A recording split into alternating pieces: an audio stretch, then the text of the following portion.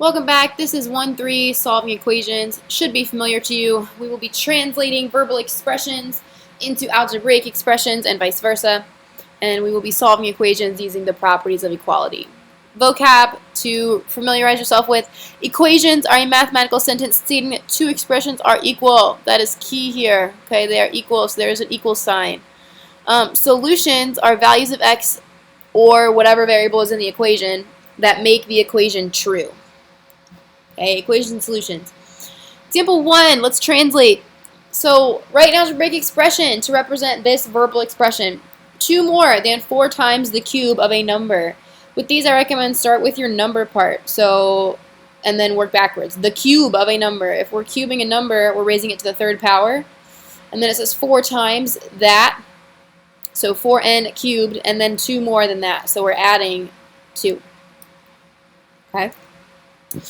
Here are some properties of equality. When we're talking about equations, these are important to keep in mind because they can help us solve.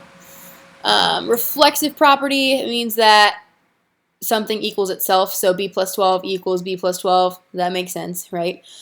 Symmetric, we can flip things over the equal sign and not change the value. If something is transitive, then it means if a equals b and b equals c, then a equals c.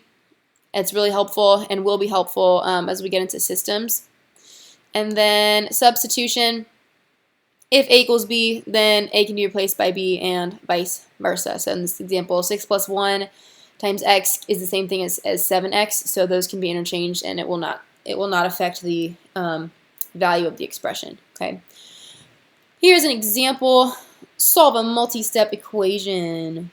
So first we want to distribute. Okay. 5x plus 15 equals 2 minus, oops, why am I putting equals?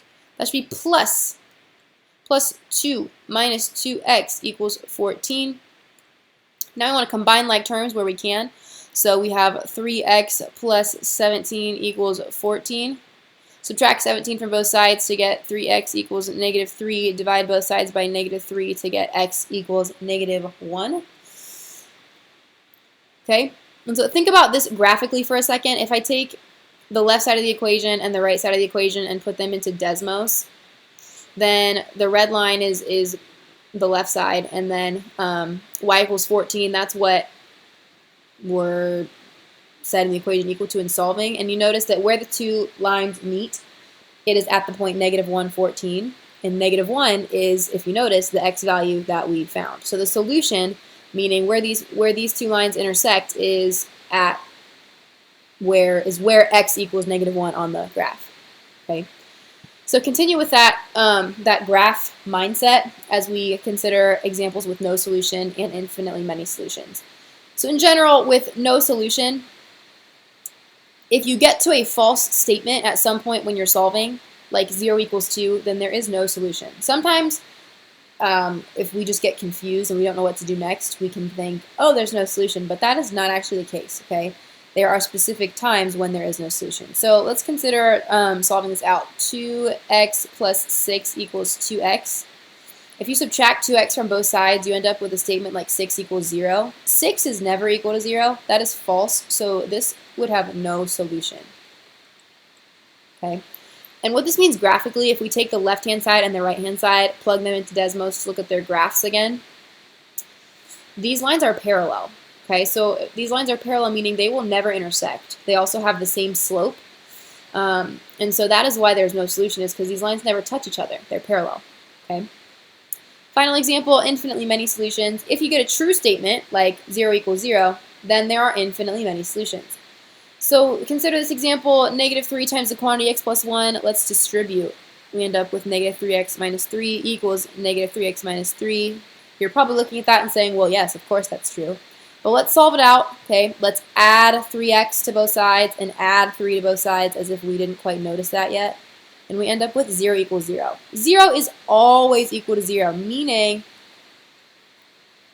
this has infinitely many solutions.